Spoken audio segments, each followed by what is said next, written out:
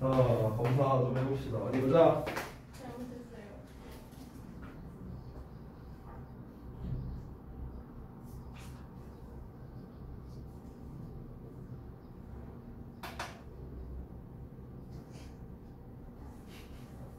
그게 아니라 대출풍도 아니고 진짜 열심히 풀었어요. 아, 씨 같은데. 내신 거 아니야? 내신 거 아니야? 안 돼요. 인 자체에 이미 후회란 뜻이 있어요.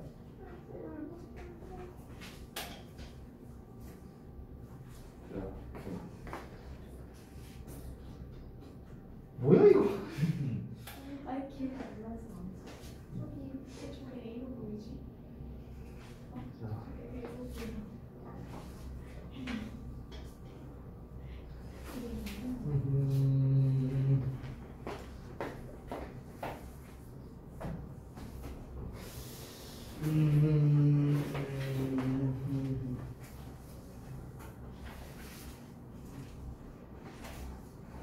정말 가성비가 없어.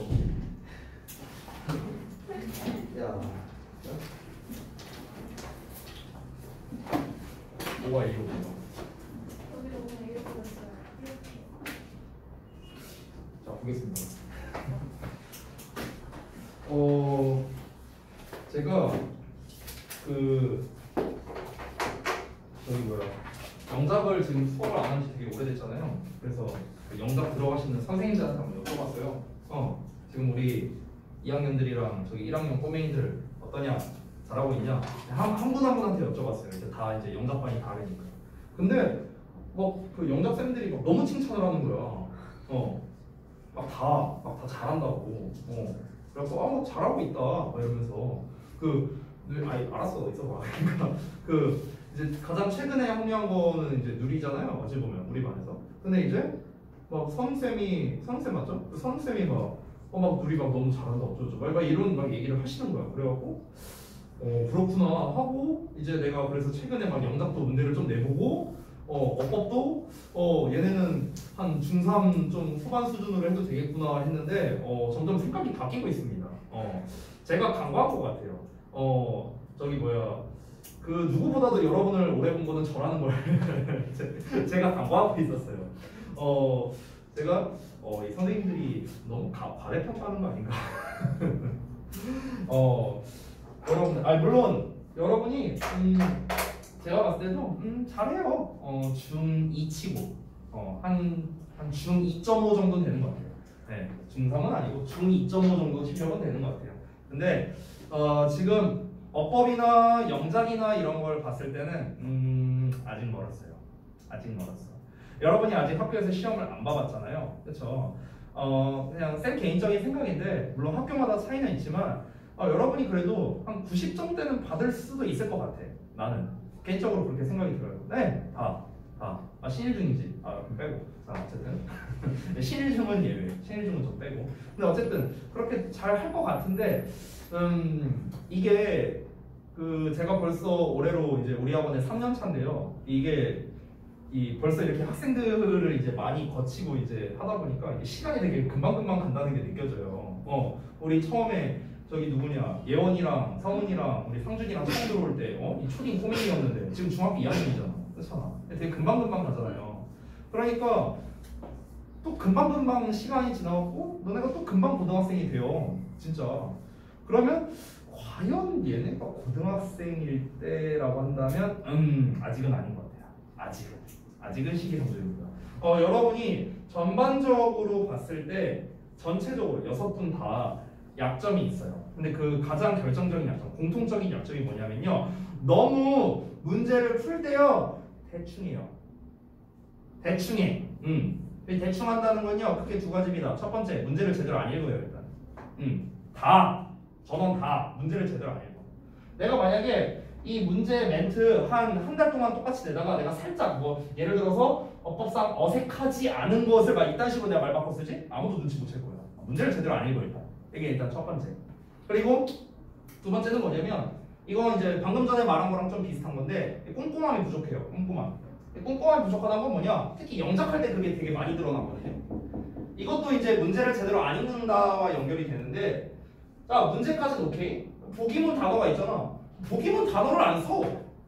힌트 단어를 줬는데, 그냥 자기 멋대로 써. 이런 경우를 너무 많이 봤어요, 여러분. 그래서 제가 봤을 때 그 심리가 뭔지는 알아요. 빨리 풀고 치워버리자. 이거예요, 심리는. 이거 빨리 풀고 치워버리자. 이러다 보니까 이제 자꾸 이런 실수가 나오는 거죠. 학교에서 그래서 여러분들이 어떠냐면 딱 성향이 90점대를 받을 수는 있지만 100점은 절대 안 나오는 딱 이런 성향들이에요. 여러분 성향 자체가. 그렇기 때문에 여러분이 이거를 고치지 않으면 좀 고등학교 때 힘들어질 거야. 고등학교 때는 꼼꼼함이 생명이거든. 꼼꼼함이. 그러니까 지금 이 여러분이 이 별거 아닌 테스트일 수도 있겠지만 이런 걸 통해서 좀 여러분이 좀 꼼꼼하게 진짜 뚝배기 많이 굴려갖고 생각해서 좀 문제를 푸셨으면 좋겠습니다. 자꾸 나한테 낚이지 말고요. 낚이지 말고. 법상 올바르면 동그라미 표시하라 했죠. 하나도 안 냈어요. 하나도 없어요, 동그라미. 나한테 자꾸 낚이지 말고요. 알겠죠? 자, 봐봐. 1번부터. neither A nor B니까 이 B에다가 수일치를 해야겠죠. 그래서 3인칭 단수니까 S 붙인다. 설마 이런 거 틀린 사람 없겠죠. 그렇죠? 틀렸으면 뭐 그냥 포기할게요. 자, 2번 볼게요. 자, 보시면 이거는 뭐가 틀렸나 하고 봤을 수도 있는데요. unless가 무슨 뜻입니까? if의 부정문이죠. 그렇죠? 그럼 여기 이미 부정어가 포함되어 있습니다. 근데 부정어를 또 썼네? 이중부정이네요. 그렇죠? 그러니까 unless를 if로 바꿔놓던지 아니면은 이 don't를 없애버리던지 둘 중에 하나로 해서 부정문의 형태로 써줘야겠죠. 자, 그 다음에 세 번째. Taylor will be in New York. 여기까지 뭐 문제 없고요. When Harry will arrive in Paris. 자, 우리 when이라는 시간을 나타내는 접속사 나왔으니까 미래시에 쓰면 안 된다. 자, 여기서 또 분명 이렇게 쓴 사람이 있어. will을 없애버려야지 그냥 x 표시 이렇게만 하는 사람 분명히 있을 거야. 근데 여기 뭐야? 3인칭 단수잖아. s 붙여줘야지. 그렇지? 여기서 will x 표시한 사람들 반성하세요. 알겠지, 지연이? 자, 다음 4번 볼게. 자, do you think who she is going to marry? 자, 우리가 생각하다 동사가 일단 나와 있고요. 요 뒤에가 바로 목적어 자리입니다. 그래서 의문사의 주어 동사라는 간접 의문문이 나왔는데, 자, 우리 간접 의문문에서 앞에 이 생각하다 시리즈 나오면은 의문사를 문장 앞으로 뺀다라고 했었죠. 그렇죠? 했잖아. 뭔가 모른다는 표정을 보이길래 우리 이런 거 했었나? 이러면서. 자, 그래서 이제 후의 위치가 잘못되었다라는 거였고요. 마지막 5번 볼게요. I got in trouble because I lied to my parents. 너무 쉽다. 이거 진짜 틀린 사람들은 진짜 엎드려 뻗쳐 해야 돼. because of. of잖아, of 뭐야? 전치사. 전치사 뒤에는 주어 동사를 쓰죠. 그죠? 순간 예원이 순간 끄덕했다 갔다. 전치사 뒤에 주어 동사 쓰죠. 그렇지. 아니죠. 접속사. 됐어? 그러니까 of를 빼버려야겠죠. 됐죠? 자, 2번 가봅시다. 구문문사하고 해석해라. 이 문제를 낸 이유는 사실상 접속사의 의미 때문에 넣은 거야. 의미 때문에. 그래서 첫 번째 as 나왔는데 여기서 as만 잘 해석하면 되겠죠. 눈이 많이 내렸기 때문에 내가 학교를 안 갔다. 뭐 학교 안 갔는데 참 이유도 다양하죠. 그렇죠? 자, 그다음에 2번 보면은 as the sun rose. 자, 해가 뜨면서 뭐뭐 하면서의 뜻이 됩니다. 여기서 as는요. 그래서 the fall disappeared. 안개가 사라졌고요. 세 번째, he will take the test again if he fails it. 자, 여기서의 if는요, 그냥 뭐뭐 한다면의 뜻입니다. 부사절로 써요. 그래서 그가 그것에 떨어진다면 그는 다시 그 시험을 볼 것이다. 이렇게 되는 거고요. 자, 4번은 여기서 if가 직접 목적어의 역할을 하기 때문에 목적어, 즉 뭐뭐인지 아닌지로 쓰였다라고 볼 수 있어요. 그래서 라이언이 나에게 물어봤습니다. 내가 애완동물을 가지고 있는지를 이렇게 해석하시면 되겠죠. 자, 그 다음 넘어가서 오른쪽 보겠습니다. 자, 대망의 영장. 자, 제가 여러분 영작하기 쉬우라고 또 아주 친절하게 이렇게 써줬습니다. 네, 뭐 이렇게 써줬는데도 뭐 틀리면 뭐 자, 보겠습니다. 자, 나는 그가 상을 받았는지 궁금하다 나왔어. 자, 나는 궁금하다. 이 원더를 시작해야겠죠. 설마 이 원더를 생각 못 해갖고 이거 이 궁금하다가 뭐지? 뭐 이렇게 쓴 사람은 아마 없을 것 같아요. 지금 웃고 있는 사람 빼고. 자, 그래서 뭐인지 여기서는 if나 whether 둘 다 가능합니다. 뭐뭐인지 아닌지. He won the prize. 얘들아, 우리가 상을 받는다고 할 때는 win을 써요. 알겠죠? 이 win이 없다란 뜻이 없다. 여기서 이기다만 알고 있으면 초딩이고요. 없다란 뜻이 있는데 이 win의 없다와 우리가 이제 흔히 잘 알고 있는 get이란 뜻도 있잖아요. get의 없다. 이 차이점이 뭐냐면 win의 얻는 것은 경쟁을 통해 얻는 것을 우리가 win이라고 합니다. 경쟁을 통해 얻는 것. 됐어요? 그래서 우리가 보통 이제 금메달을 딴다고 할 때 이제 win the gold medal이라고 많이 하죠. 그렇죠? 왜냐면 경쟁을 통해 얻는 거니까. 그렇죠? 일반적인 get은 그냥 좀 표현하자면 그냥 득템? 약간 이런 느낌? 그러니까 이 get이라는 게 뭔가 이 내 의지로 뭔가를 얻는 이런 느낌도 되고요. 그리고 뭐 누가 이제 뭐 사주는 우리가 이제 흔히 뭔가 사준다고 하면은 buy라는 단어를 쓸 것 같은데 실제로 buy보다는 get을 더 많이 써요. 실제로는요. 넘어가고 자 2번 보시면 우리는 네가 너의 일을 끝낼 때까지 바로 여기서 너를 기다릴게. 뭔가 되게 복잡하고 어려워 보이지만 순간 욕할 뻔했어. 아닙니다. 굉장히 쉽습니다. 비속어를 쓸 뻔했어요. 비속어. 미안. 순간 이 지읒 아니에요. 자 어쨌든 우리는 기다릴 것이다. wait for가 항상 한 세트죠. 뭐뭐를 기다리다. you 너를 right here 바로 여기에서 기다릴 거야. until 나와 있죠. 뭐뭐 할 때까지. 자 until은 시간의 접속사이기 때문에 여기는 미래 시제를 쓰면 안 되겠죠. 그래서 finish라는 현재 시제를 쓴 겁니다. 앞에는 미래가 나왔지만요. 자 그래서 너가 너의 일을 끝낼 때까지. 자 그 다음에 세 번째. 너는 2주에 무슨 일이 일어날 거라고 생각해. 자 그래서 이 네모화로 부분이 목적어라고 이제 되어 있는데 이 목적어가 뭐냐? 바로 간접의문문입니다. 간접의문문이 어떻게 하냐? 무슨 일, 무슨, 무엇, 즉 의문사가 나왔잖아. 그렇지? 의문사이면서 무슨 일이 의문이가 붙었으니까 얘가 동시에 주어가 되는 거죠. 그래서 일어나다 동사가 되는 거고. 그래서 얘가 의문사이자 동시에 주어이고 이에 대응되는 동사가 will happen 여기에 나와 있는 겁니다. 자 그런데 생각하다 동사가 나와 있기 때문에 이 what이 여기에 있던 게 이렇게 앞으로 빠져나간 형태다 라고 보시면 되겠습니다. 그래서 what do you think will happen? 자 미래 시제를 쓴 이유는 일어날 것이다 라는 미래적인 어감이 있기 때문에 그런 거죠. 자 그리고 여기에서 in이라는 전치사는 얘 자체가 뭐뭐 후에 라는 뜻이 있습니다. in 자체가요. 그래서 in 2 weeks 2주 후에 이렇게 되는 겁니다. 됐죠? 자 그래서 테스트는 여기서 마무리를 하도록 하고요. 자 오늘 우리 할 차례인가? 지난번에 접속사는 다 끝났었나요? 다 했었죠? 간접 의문문까지. 오케이. 자 오늘 진도 나갈 부분은 대왕의 Chapter 9 관계사입니다. 쓸게요. 전에도 말했지만 저 같은 고수는 이런 거 필요 없습니다. 자 그냥 생으로 합니다. 자 Chapter 9 관계사.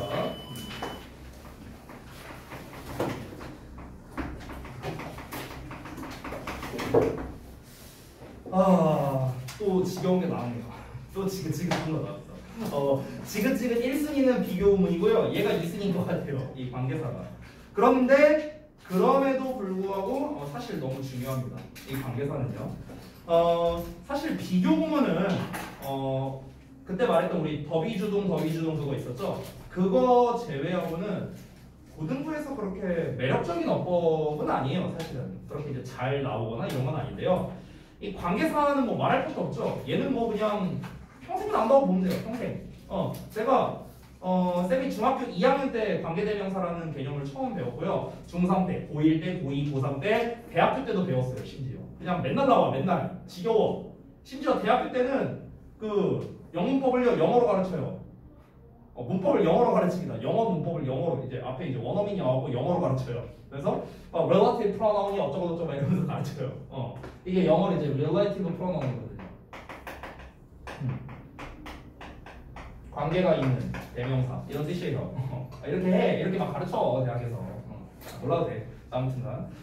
근데 이제 이 관계사 특히 이제 이 관계대명사와 관계부사 그리고 더 나아가서 복합관계사 뭐 이런 것들이 있는데 일단 여기에서 관계사라는 녀석에 대한 뭐 기본 설명은 다 제가 또 복습하듯이 다 설명을 할 겁니다. 왜냐면 이거는 100번을 들어도 너무 중요해요. 그리고 여러분이 매번 듣는 그런 것들이 있을 거야.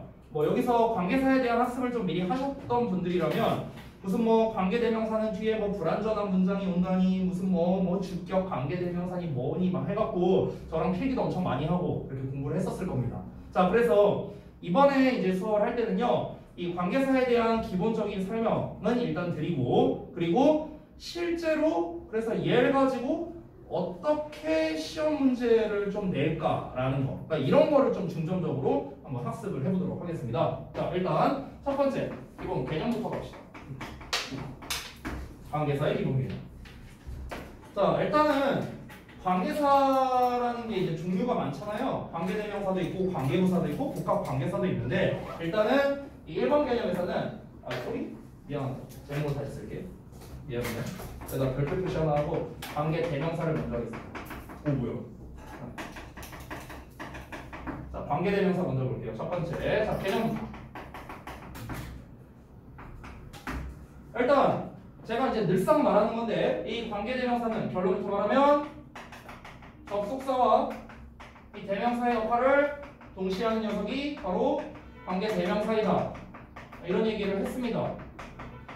정말 기본이면서도 중요한 건데요.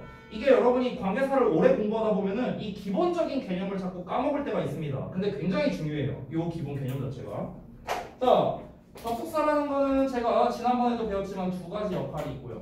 그 두 가지 역할이 뭐랑 뭐였습니까? 절을 이끌어주고 연결해주는 역할. 이렇게 두 가지가 있죠. 연결의 역할이 있고 절을 이끈다. 두 가지 역할이 있었죠. 접속사는요.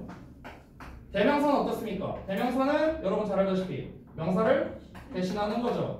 좀 더 자세히 말하면 사실 대명사는 앞에 나온 명사를 대신하는 겁니다. 여기서도 똑같이 그래서 앞에 나온 명사를 대신합니다.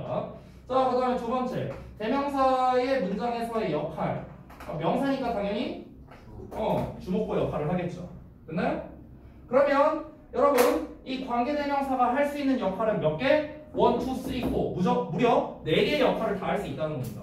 이렇게나 역할을 많이 할 수 있는데 이걸 왜 안 써? 가성비 짱인데. 그죠? 고작 이 관계대명사라는 건 여러분이 잘 아시겠지만 위치나 후나 대과 같은 이런 거잖아요. 이 하나의 단어예요. 이 단어 한 개가 이 역할을 다 하는데 이걸 왜 안 써요? 이렇게나 가성비가 짱인데. 안 쓸 이유가 없죠. 자, 이어서 두 번째로 가보자면, 자, 이제 관계대명사 줄여서 관대라 쓸게요. 자, 관계대명사 앞에 어떤 품사가 오죠? 어떤 품사가 와요? 품사. 명사 오잖아, 명사. 그렇죠? 이 명사 이름이 뭐예요? 선행사죠, 선행사. 이 선행사라는 거의 말뜻이 뭐였어요? 제가 알려준 적이 있어요. 앞에 나오는 말이다, 그냥 이런 뜻이야. 선, 먼저 선, 행할 행, 말씀사, 먼저 행하는 말, 얘보다 먼저 왔다. 그냥 이런 뜻입니다. 착한 애 아니에요. 알겠죠? 자, 그래서 그냥 관계대명사보다 먼저 와서 선행사라고 부르고요. 이 선행사의 종류, 관계대명사 기준으로 선행사 종류 두 가지. 뭐란 겁니까? 그렇지. 사람이냐 아니면 사람이 아니냐. 이렇게 하라고 했습니다. 책에는 이렇게 안 나와 있죠? 책에는 사람이냐 사물동물이냐 이런 식으로 나와 있습니다. 근데 그렇게 기억하지 말라고 했어요. 사람이 아닌 걸로 그냥 보는 게 제일 좋습니다. 사실은요, 이것도 좀 할 말이 있는데, 우리가 보통 우리 중학교 때 뭐 앞에 있는 선행사가 사람이면 후를 쓰고 사람이 아니면 위치를 쓴다 뭐 이렇게 배우잖아요. 그런데 절대적이진 않아요. 절대적이진 않아. 그러니까 이게 뉘앙스의 차이가 좀 있어요. 그러니까 예를 들어서 이 앞에 있는 명사를 사람으로 취급한다면 실제로는 사람이 아니지만 사람처럼 취급한다면 후를 쓰기도 해요. 예를 들면 이런 거야. 예를 들어서 혹시 그 애완동물 기르는 분 계세요? 여기서? 진짜? 뭐 기르는데? 진짜로? 저는 7년째 키우고 그래? 근데 걔가 너보다 오래 살걸? 너보다 오래 살잖아. 아무튼 그래? 난 아까 전에 여기 옆반 수업하는데 무슨 북극여우 막 이런 얘기 나왔는데 아무튼가 아니 실제로 기르는 게 아니라 아무튼가 그러면은 우리가 애완동물이라는 건 사실상 가족 개념에 가깝잖아요. 그렇죠? 어찌 보면요. 저도 어렸을 때 이제 강아지를 많이 키워봐서 아는데 내가 한 8마리 키웠었어요. 어릴 때. 마당에 막 풀어놓고 막 개판이었어 진짜 말 그대로. 아무튼가. 근데 이제 애완동물은 사실상 가족이다 보니까 이 애완동물에 대해서 그러니까 뭐 예를 들어서 my pet dog 하면서 네, 애완동물이 있는데 이 애완동물이 누구냐면 이렇게 말할 때 which를 쓰지 않고 who를 쓰는 경향이 더 있어요. 실제로. 그러니까 얘를 마치 우리 가족의 일원처럼 사람처럼 본다는 거죠.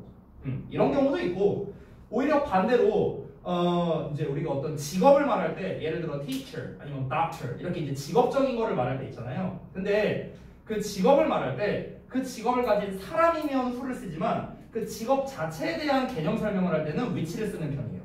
그러니까 이게 조금씩 다르다는 거예요. 차이가 있다. 근데 여러분이 사실 이 정도까지 막 복잡하게 기억을 하실 필요는 없어요. 복잡하게 기억할 필요는 없고 그냥 이 선행사의 종류에는 사람과 사람이 아닌 이렇게 두 종류로 나눠지는구나. 이 정도로 참고하시면 되겠습니다. 자, 그 다음에 3번.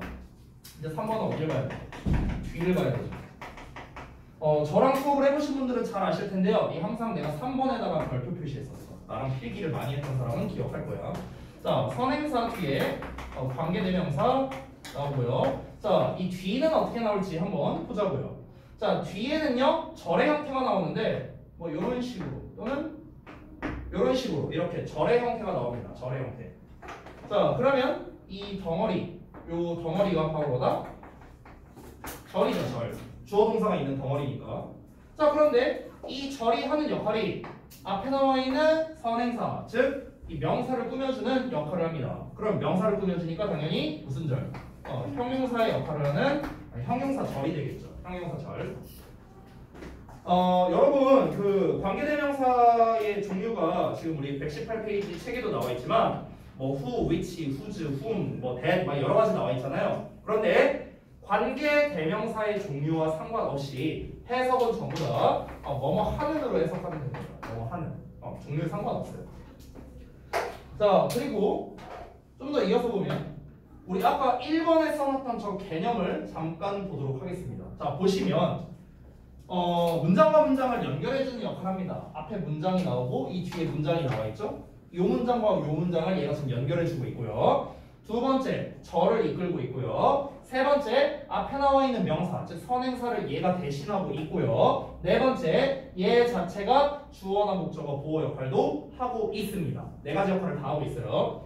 특히 위에서 보자면 이 주어 동사는 나왔는데 이 동사에 대한 목적어가 없죠. 그 목적어의 역할을 바로 요 녀석이 지금 해주고 있는 거고요.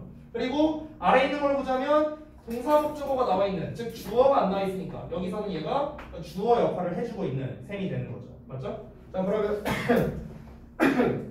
자, 그러면 우리가 지금 뒤에 나와 있는 부분, 이 관계대명사를 제외한 나머지 부분, 요 부분을 보면 각각 어떻습니까? 주어나 목적어가 빠져 있는 문장이 되죠. 됐어요? 즉 명사가 빠진 문장이 되는 겁니다. 명사가 빠져 있죠? 이 자리에는요. 목적어나 보어가 빠져 있다. 목적어나 주어나 이런 게 빠져 있으니까 이런 걸 우리가 뭐라고 부릅니까? 잘 알다시피 불완전한 문장이라고 부릅니다. 됐나요? 그래서 결론을 말하자면 관계 대명사 뒤에는 어떤 형태가 온다? 불완전한 문장이 온다. 이런 결론이 나오게 됩니다. 그래서 얘를 합치면 완전해지죠. 이 관계대명사와 이 불완전한 문장을 합쳤어. 이렇게 덩어리가 됐어. 이러면 완전해지죠. 됐나요? 주어, 동사, 목적어, 주어, 동사, 목적어 이렇게 완전해지죠. 그래서 여러분이 이제 이 관계사를 학습할 때 제가 이제 총 항상 4가지의 특징을 쓰는데요. 4가지의 개념을 쓰는데 이 1, 2, 3, 4번 중에서 제일 중요한 게 1, 3번이야. 1, 3번.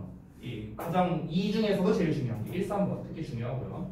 자, 마지막 4번 보자면 격과 선행사에 따라 이제 형태가 달라진다는 거죠. 자, 격이라는 거는 이제 그 주격, 소유격, 목적격 이런 걸 말하는 거고, 선행사는 아까 말했던 이 사람이냐 아니냐 이렇게 두 종류로 나눠지잖아, 그렇죠? 이거에 따라 생김새가 달라진다라는 겁니다. 자, 우리가 보통 지금 우리가 배우는 거는 어쨌든 관계 대명사예요, 대명사. 지금 대명사 배우는 거야. 자, 원래 우리가 이 격이라는 거, 이 격이라는 개념은 보통 이 명사나 대명사에 있는 개념입니다. 여러분이 인칭대명사를 배울 때도 주격, 소유격, 목적격 이런 얘기를 다 들어봤고요. 그렇죠? 이 격이라는 게 이제 무슨 뜻이었냐면 이게 위치란 뜻이죠, 위치. 격이라는 말이. 그러니까 이거를 좀 풀어서 말하자면은, 그러니까 예를 들어서 주격이면은 무슨 말이에요? 주어 위치에서는 이렇게 써라. 이렇게 되는 거예요. 예시라고 표현할게요. 예시. 예를 들어서 주격이라면 뭐다? 주어 위치에서는 이러이러하게 써라. 됐어요? 이게 이제 그 격의 개념이 된다라는 겁니다. 그래서 우리가 이제 I, my, me, mine 이런 거 외울 때 I가 주격이고 me가 목적격이잖아. 그러면은 이 나라는 말을 표현할 때 주어 자리는 I로 쓰고 나라는 말을 목적어 자리에 쓸 때는 me라고 표현해라. 이런 이제 차이가 있는 거죠. 이와 마찬가지로 인칭대명사도 이제 주어일 때랑 목적어일 때 이제 형태가 바뀌잖아요. 이 관계대명사도 마찬가지입니다. 얘도 위치에 따라서 바로 형태가 변하게 된다는 거예요. 보통 일반적인 명사나 대명사는요, 위치가 바뀐다고 형태가 달라지진 않아요. 보통은요. 예를 들어서 부정대명사 원이 있어. 그 원을 주어 자리에 쓰든 목적어 자리에 쓰든 바뀌는 거 없어요. 둘 다 원이에요. 차이가 없어. 일반 명사, 예를 들어 데스크가 있어. 그럼 데스크를 주어 자리에 쓰든 목적어 자리에 쓰든 이 형태가 변하진 않습니다. 자, 그런데 이 위치에 따라서 형태가 변하는 게 얼마 안 되는데 그 중 하나가 인칭대명사, 두 번째가 바로 요 관계대명사라는 녀석이란 거죠. 그뿐만 아니라 이 녀석은 방금 말했다시피 이 선행사에 따라서도 형태가 달라지는데 그 정리된 게 바로 118페이지 표에 나와 있는 이런 형태가 되는 겁니다. 그렇죠? 자, 그래서 여기까지가 이제 기본 개념이었고요. 자, 그러면 두 번째로 갑니다. 여기까지는 이제 기본 설명했으니까 이제부터는 기본 설명과 더불어서 얘를 갖고 이제 어떤 식으로 시험을 낼까? 그 시험 포인트와 같이 좀 설명을 드리겠습니다. 자, 지금 설명드릴 거는 118페이지에 A, B, C, D 4개에 해당되는 거라고 생각을 하시면 되겠습니다. 자, 그래서 일단 하나씩 한번 나눠서 볼게요. 주격 관계대명사부터. 자, 주격 관계대명사는 당연히 요 녀석 자체가 주어의 역할을 하는 놈을 말하는 거죠. 즉, who나 위치를 말하는 겁니다. 자, 그러면 그냥 이런 얘기 하지 말고 그 책에 나와 있는 예문을 갖고 한번 연습을 해볼게요. 책의 예문을 보면 I like a man who has a sense of humor 이렇게 나와 있어요. 자, 그럼 이 문장을 한번 봅시다. I like a man.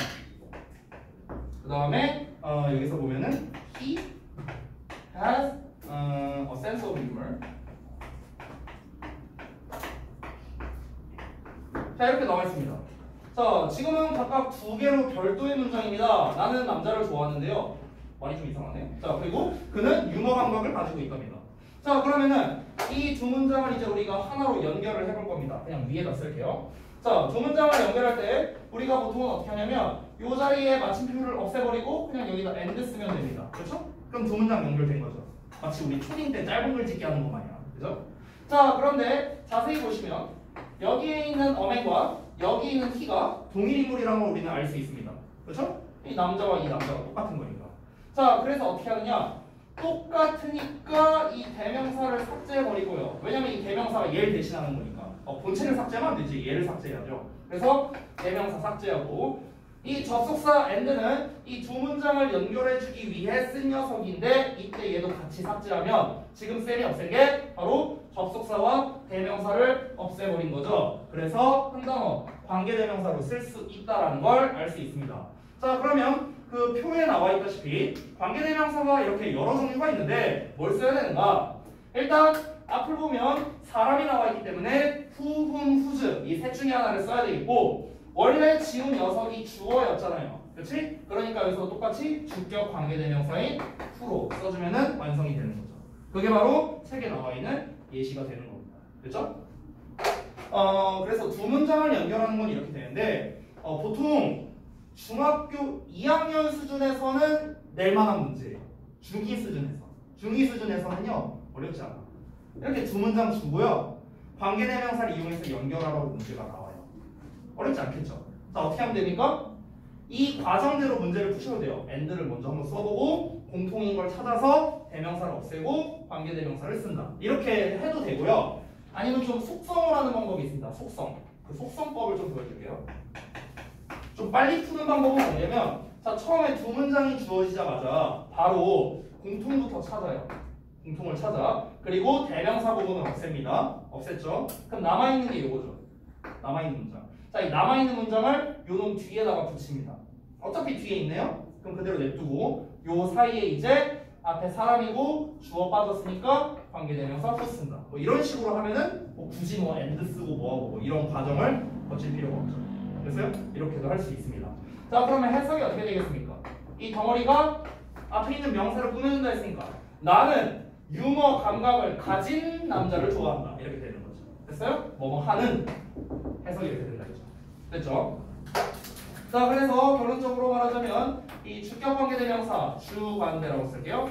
자, 이 주격관계대명사 뒷부분을 잘 살펴보시면 이 녀석이 주어의 역할을 하기 때문에 뒤에는 뭐가 나온다? 동사가 나온다는 것을 바로 알 수 있습니다. 이와 같은 형태가 된다라는 걸 알 수 있죠. 자, 그 다음 넘어가도록 할게요. 간단하게. 자, 그 다음에 세 번째는 이제 목적격 관계대명사입니다.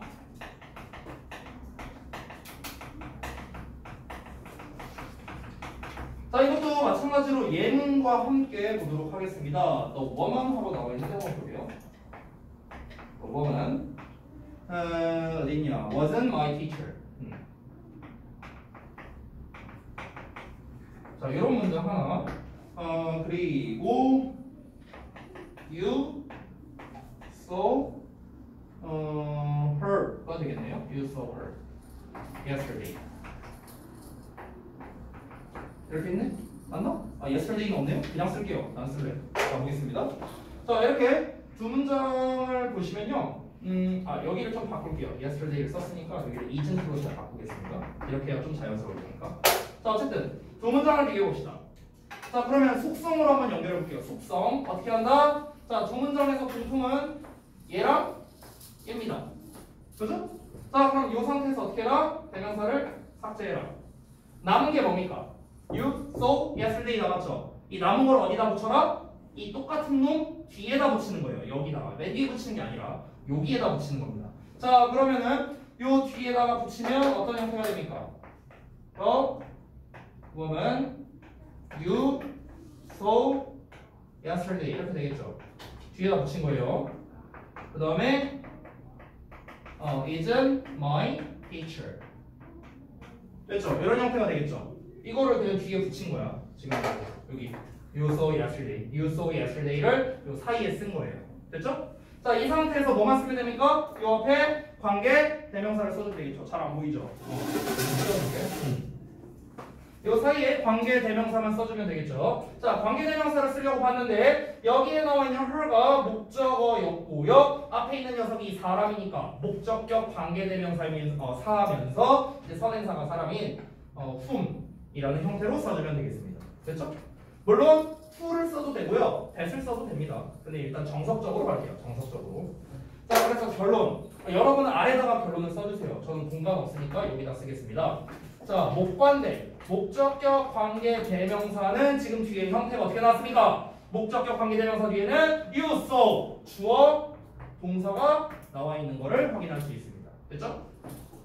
자, 그 다음 넘어가서 4번 갈게요. 아, 일로 오니까 또 이걸 일로 치워야 되잖아. 자, 4번 볼게. 자, 이번에는 소유격 관계 대명사입니다. 자, 이번에도 예문을 볼게요. 책이 멀리 있으니까 그냥 쓸게. 자, 예를 들어서 I know a girl 이렇게 한번 써보고요. 그 다음에 her father is a professor 이렇게 한번 써볼게요. 맞나 스펠링? 갑자기 헷갈리네. 스펠링 맞지? professor 맞지? 아, 내가 갑자기 헷갈려갖고 맞겠지 뭐. 자, 보겠습니다. 여기에서도 한번 해봅시다. 자, 어떻게 해라? 속성으로 풀자면 공통인 거 먼저 찾아라. girl, her가 공통이죠. 됐어요? 자, 공통 찾았으니까 어떻게 해라? 없애버려라. 남은 걸 어때 해라? 요 뒤에다가 붙여라. 자, 뒤에다가 붙이면 어차피 뒷자리네요. 그대로 냅둘게요.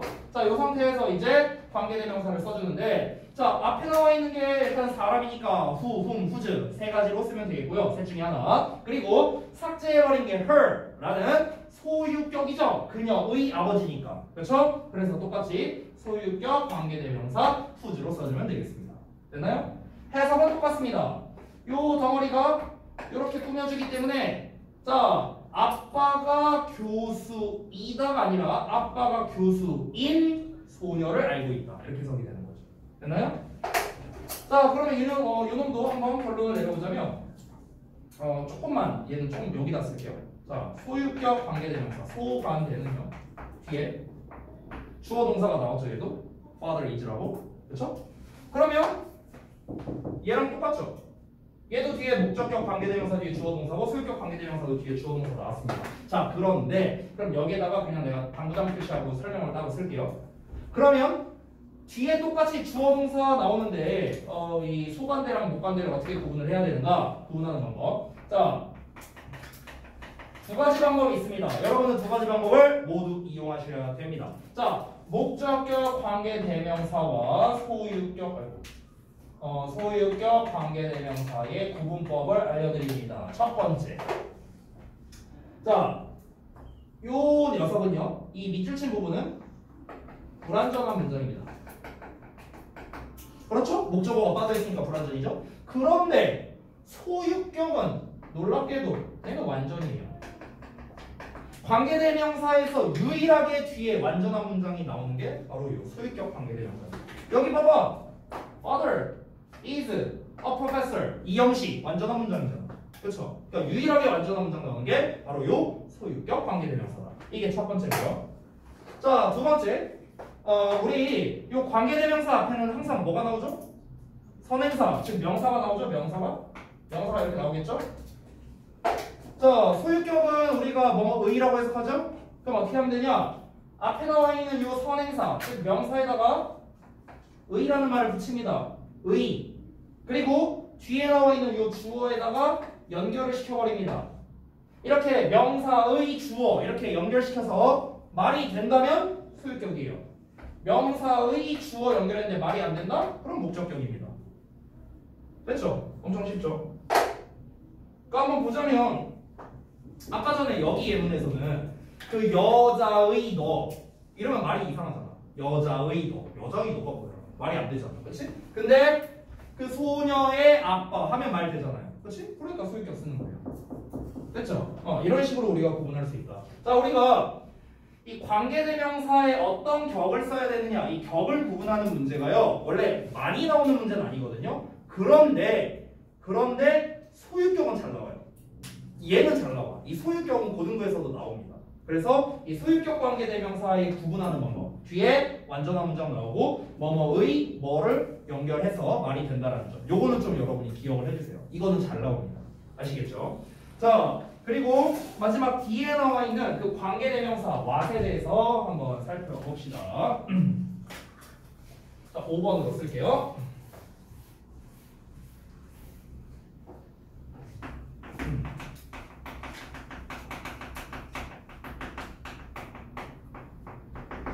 관계대명사 what은요 이 관계사에서 가장 대표적으로 시험에 잘 나오는 녀석입니다. 그러니까 당연히 중요하겠죠. 별표 3억개만 치세요.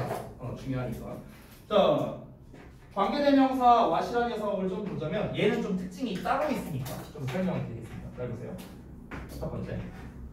자, 우리가 the, thing 또는 things라고 나올 수도 있겠고요. 그 다음에 관계대명사 that 또는 which라고 써볼게요. 이렇게 나오겠죠. 자, 그러면 지금 요 형태. 지금 여기는 관계대명사고요. 여기는 선행사입니다. 그러면 요 덩어리. 요 덩어리가 관계대명사가 앞에 있는 명사를 꾸며주겠죠. 이렇게 꾸며주겠죠. 됐나요? 자, 그러면 해석을 각각 해보죠. 아까 쌤이 관계대명사는 어떻게 해석했지? 뭐뭐 하는이죠? 더 띵을 해서 어떻게 해요? 그냥 덧이야, 덧. 됐어요? 합치면 뭐뭐하는 것이 되죠. 즉 지금처럼 가장 기본적인 선행사에 해당하는 the thing과 관계대명사 that 또는 which 요거를 합친 게 바로 what이라는 한 단어가 됩니다.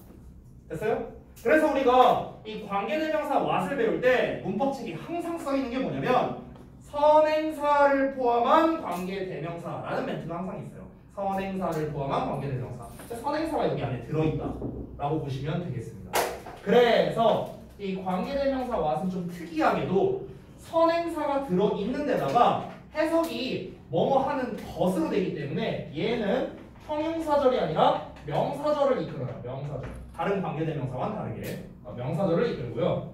그 다음에 다시 한번 말하지만 해석은 뭐뭐 하는 것으로 해석이 된다는 점. 이게 이제 다른 관계대명사와의 차이점이 됩니다. 물론 관계대명사 뒤에 what 뒤에도 아까 that 뒤에 불완전한 문장 썼잖아. 관계대명사 뒤에. 그럼 당연히 what 뒤에도 똑같이 불완전한 형태의 문장이 옵니다.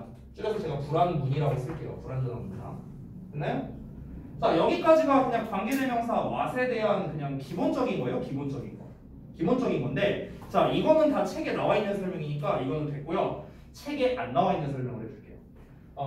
이거는요, 내가 바로 이렇게 쓸게요. 뭐라고 쓰냐면 시험 포인트라고 쓰겠습니다. 시험 포인트. 이 시험 포인트는요, 실제로 정말 많이 나오는 유형입니다. 고등부에서도 많이 나오고요. 중등부에서는 보통 중3 수준에서 중3 수준에서 근데 내기에 조금 어려울 수도 있지만 2학기쯤이면 나올 수 있겠죠. 자, 어쨌든 볼게요. 이 관계대명사 what을 갖고 보통 시험에 뭘 내냐면요, 딱 하나예요. 바로 뭐냐? 왔을래? 아니면 됐을래? 이런 문제예요. 제일 많이 나와요. 왔을래? 됐을래? 이거는 좀 필기할 게 있으니까 미안, 내가 오른쪽에다 쓸게. 자, 여기다 다시 쓸게요, 쌤이. 시험 포인트. what이냐, 됐이냐. 자, 다시 썼습니다. 자, 한번 볼게요.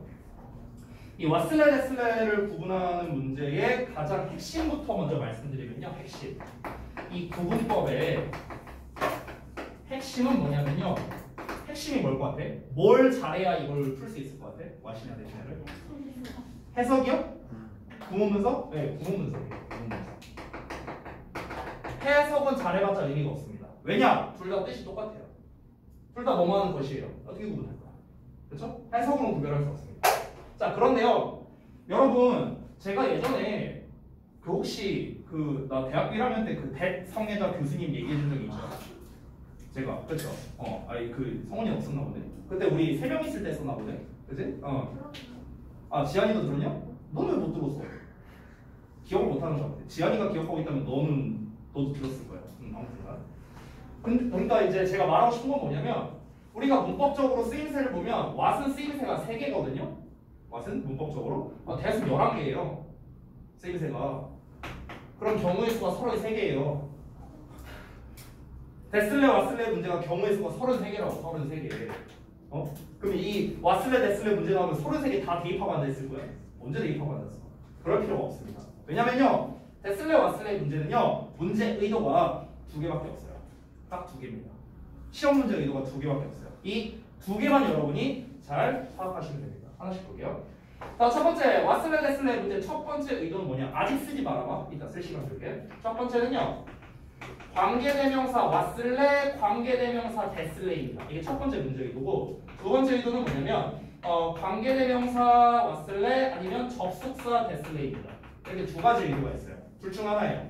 이 둘 중에서도 더 많이 나오는 건 2번입니다. 이게 훨씬 많이 나와요. 자, 하나씩 볼게요. 일단 특징을 보자면 둘 다 똑같은 관계대명사입니다. 공통점이 둘 다 관계대명사라는 거죠. 그래서 둘 다 뒤에 불완전한 문장이 옵니다. 맞죠? 둘 다 뒤에 불완전한 문장이 오고요. 근데 다른 점은 뭡니까? 얘는 명사절이죠. 얘는 형용사절입니다. 그렇죠? 그러면 이제 차이점이 뭐냐? 뒤를 보고는 차이를 알 수가 없어요. 앞을 보고 차이를 구분해야겠죠. 얘는 명사절이니까 주목보 역할을 할 테고요. 얘는 형용사니까 명사를 꾸며주겠죠. 그럼 아주 쉽게 말하면 앞에 명사가 있으면 that을 써야겠죠. 앞에 명사가 없으면 what입니다. 됐어요? 이렇게 구분할 수 있다. 그래서 이게 첫 번째. 자, 두 번째로 넘어갈게요. 관계대명사 what과 접속사 that 얘네들의 공통점 되겠습니까? 자, 얘는 명사절이에요. 얘도 명사절이에요. 이렇게 돼요. 그럼 둘 다 해석도 똑같아요. 얘도 뭐뭐 하는 것이고 얘도 뭐뭐 하는 것이고. 그럼 이제 해석으로도 구별이 안 돼요. 앞에를 보고도 구별이 안 돼요. 그럼 이제 얘는 어디로 갔냐? 오히려 얘는 뒤쪽으로 갑니다. 자, 관계대명사 다시 한번. 얘는 뒤에 불완전한. 근데 접속사는 뒤에 완전한 문장인 거야. 됐어요? 근데 제가 전에 수업 시간에 이런 얘기한 적이 있는데 여러분 기억 좀 해보자. 제가 완수불명 얘기한 적이 있죠. 기억나요? 완수불명. 완전한 문장은 수식어와 짝이고 불완전한 문장은 명사와 짝이다. 이런 얘기 했었죠. 성훈이 처음 듣는 표정인데. 완전한 문장은 수식어와 짝, 불완전한 문장은 명사와 짝. 이라는 공식 같은 게 있어요. 제가 오늘 시간이 없으니까 이유까지는 설명을 제외할게요. 다음 시간에 말해줄게. 자, 그럼 잘 봐봐. 얘는 명사절이잖아. 명사절. 그럼 명사는 누구랑 짝이야? 불완전이랑 짝이라는 거지. 그치? 그러니까 관계대명사 what이나 명사절 접속사 that은요 앞에 불완전한 형태가 와요. 그러니까 쉽게 말하면 주어 동사만 온다는 거야. 목적어가 없잖아. 불완전하지. 그래서 얘네가 목적어 역할을 해줘야 되는 거야. 됐어? 근데 1번 같은 경우는 어때? 얘는 명사절이니까 앞이 불완전해야 되고 형용사는 수식어니까 앞이 완전해야겠죠. 그렇죠? 즉 얘는 앞에 완전히 오고 얘는 불완전히 온다라는 거예요. 오케이? 이런 결론이 됩니다. 이거 몰라도 돼. 지금 몰라도 돼요. 그냥 몰라도 되고 구분할 때 어떻게 하느냐? 얘는 앞에 명사가 있다. 얘는 앞에 명사가 없다. 이걸로 구분하셔도 되고요. 얘는 뒤에 불완전히 온다. 얘는 뒤에 완전히 온다. 이렇게 구분하면 됩니다. 그럼 결론적으로 얘들아 왓슬레 데슬레라는 문제가 나왔을 때 얘네가 1번 문제의 의도인지 2번 문제의 의도인지 어떻게 하라고? 출제자만 알 거 아니야. 어떻게 알아? 그럼 결론적으로 너네는 어떻게 풀어야 돼? 1, 2번을 둘 다 상정해서 풀어야 되는 거예요. 이거일 수도 있고 이거일 수도 있겠다. 이 두 가지 가능성을 다 염두에 두고 너네가 문제를 풀어야 된다는 거지. 그럼 결론적으로는 어떻게 해야 돼? 왓슬레 데슬레라는 이런 문제가 이렇게 나왔을 때 앞을 봐서 만약 명사가 나왔다. 그러면 그냥 that으로 끝나는 거야. 앞을 봤더니 명사가 안 나왔다. 그럼 what으로 끝나는 게 아니라 2단계로 넘어가는 거야. 여기로. 앞에 명사가 안 나왔다. 즉 앞이 뭐 예를 들어 이렇게 나왔다. 주어 동사만 나왔다. 그럼 여기 목적어 자리잖아. 근데 얘도 목적어 역할을 할 수 있고 얘도 목적어 역할을 할 수 있잖아. 그러니까 이제 뒤를 봐야 된다는 거야. 뒤를 보면 뒤를 봤더니 불완전하다. what. 뒤를 봤더니 완전하다. that. 이런 식으로. 그럼 결론적으로 우리가 what 문제를 풀 때 어딜 봤어요? 앞과 뒤를 다 봤죠. 됐나? 그래서 what 문제 풀 때는요. 앞부분 뒷부분에 구문 분석을 하는 게 핵심이다. 됐나요? 이렇게 문제를 풀 수 있겠습니다. 자, 여기까지 해서 마치도록 하고 오늘 고생들 많이 하셨고요. 자, 숙제 말씀드리고 마치겠습니다. 지난번에 공교재 116까지 했고 워크북이 85까지 썼죠. 자, 워크북을 풀어보면 되겠네요. 워크북 86부터요. 86부터 91까지입니다.